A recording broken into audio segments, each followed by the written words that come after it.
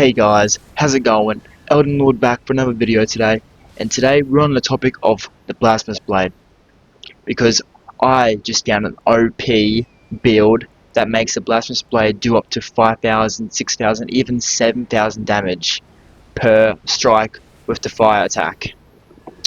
And I'll be showing you the incantations, the talismans, the armor set, and etc. But before we get into the video, please subscribe, please like, I appreciate that a lot, and please tell me what other builds you want to see, because I will gladly do them, just recommend them to me.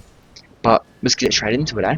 So, for the blade, obviously I'm using the Blasphemous Blade plus 10. Plus 10 really helps. Honestly, I reckon grinding those smithing somber stones, I think it's somber smithing stones, and just getting a plus 10 helps out so much, because look at that fire attack damage, attack power, that is a lot, and the physical is pretty nice too. Not the best, but physical is still really good. And attributes required, you do need a 22 strength, 15 dex, and 21 faith to wield the sword. But if you're watching this, I'm guessing you already have this blade and you just want a nice build for it, so let's move on. I use the claw mark seal, plus 25. I personally use this one just because the incant scaling is a bit higher than the finger seal, but it doesn't really matter what one you use. Just I recommend getting it to a high level, like plus 25 would be amazing. But if you can't get to that, just try to get it as high as you can. And for the armor set, so this armor set is specifically for the DLC. So if you don't have the DLC, I'm gonna at the end of this video, I'm going to show most of the stuff you can get just from the base game of Elden Ring. So if you want to, just skip to, I'll put a number on the screen to where you can skip to for the, just the base game Elden Ring stuff for the armor set. So, but for those who are playing the DLC, this one is called the Rakasha armor set. I still can't pronounce that. It's for me, it's so hard. This armor set has a 2% damage buff per armor piece, but it also has a damage negation 2% taken away. So for a full armor set, it's about 8% damage buff, and also damage negation is taken away by 8%. But for me, I reckon it looks really nice. It's like a top 15 armor set in the game by looks, and honestly, it's just the nice extra damage buff is really good. But let's move on to the talismans now. Shard of Alexandria. I'm guessing you might already have this. Everyone gets it. It's like one of the best talismans you can get.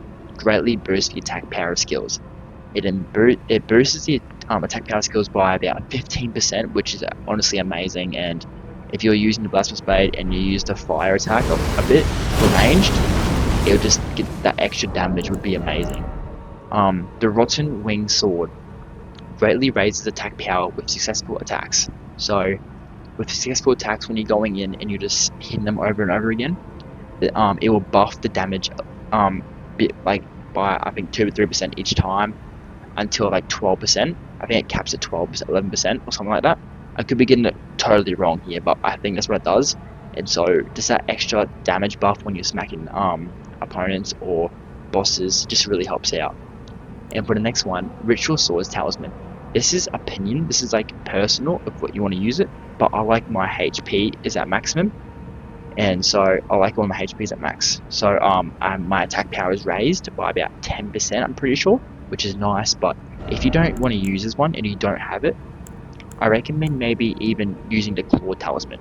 So when you jump and then hit, it has like a 10% buff on jump attacks. So just that extra damage is also nice. And if you want to use the two-handed sword talisman, it's also really good. It just dual wield it with two hands, and you should have about 10% more buff of damage too, which is also pretty sweet. And for the last talisman, the Fire Scorpion Charm. Raises fire attack, but lowers damage negation. So when you are hitting that skill, the fire attack skill, that is buffed, and it's that damage, extra damage on top, is just on top of the Shard Alexandria, just perfect. Like it a lot. And for the flask, I like to do 11 and 3 because my mind is pretty nice. It's in pretty nice level, and so I have a lot of uses before it runs out. And make sure you can get your flasks as maxed out as possible. Mine are maxed out. My replenish and just how many I can hold is maxed out. And for my Flask of Wondrous, I use the Thorny Crack tier, which temporarily boosts successful attack power. So also like the talisman, like the Rotten Wing talisman. After those consecutive hits, your attack damage raises into like 12%, which is also really nice on that extra damage. And for the second one, it's up to you what you can use. Maybe use a strength one, or maybe like a faith one, or just something that can boost the attack power just a little bit. Up to you. But I use the Templo. Templo makes stance break easier, so that I can maybe get a break in the stance and be able to get an extra couple of hits off. Also great. And if you use a Mimic tier, it's fine. No one really cares, right?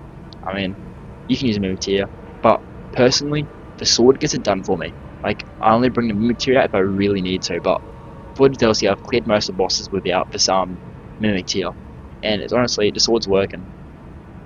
And for my incantations, I am using the Flame Grant Me Strength, just that extra bit of physical damage and fiery attack power is also great. And you need about 15%. You need 15 faith to be able to use this. So, and Golden Vow increases attack and defense for self and allies. Honestly, this is really common. Everyone uses it.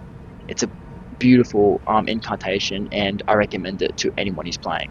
And you need about 25 faith to be able to use it. So yeah, there are also other incantations you can use, but I'm not using them because these two do enough for me. And don't worry about the Bloodflame Blade. That's just there because I was using a Bloodhound build earlier. But yeah, and also for level. So I am new game +3, so I am 223, maybe a little over leveled, and I recommend getting strength, faith, and mind, and probably a bit of a figure to up. So maybe strength about 40, 30, doesn't really matter. Faith maybe 30 or 25, just enough for like Golden Vow, and figure 40, up to you. Doesn't really matter, just make sure those three are high, because dexterity, you can get that a bit high too, but you don't really need intelligence, and you don't need arcane, but still upgrade those as you can, spread them out evenly, because they're all good.